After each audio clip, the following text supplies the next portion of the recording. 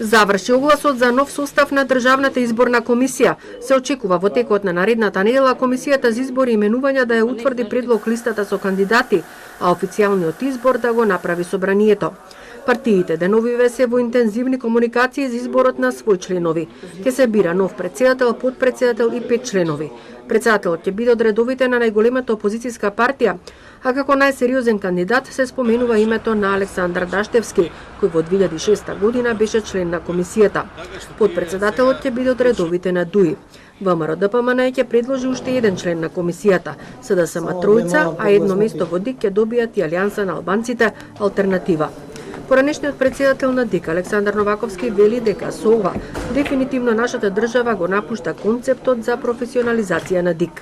Повторно си играме со изборниот орган, бидејќи се покажа дека не функционира овој модел, затоа што сите изборници кои се без разлика на нивната техничка подготвеност за спроведување, тој резултати на капацитетите во државните службеници во ДИК, доаѓаме до проблем кога ќе треба да се заврши изборниот процес, заокружи и мислам дека повторно правиме грешка со тоа што не се најде начин да се направи еднушка професионализација на ДИК.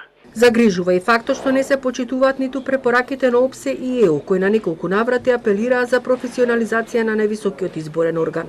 За жал, треба и ние веќе да се свестиме дека потребен е државен изборен орган кој ќе биде професионален.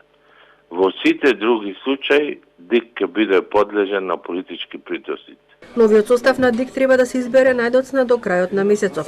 Веднаш потоа треба да се изберат и нови општински изборни комисии и избирачки одбори, затоа што мандатот на досегашните им е истечен и да се спроведе едукација на изборната администрација.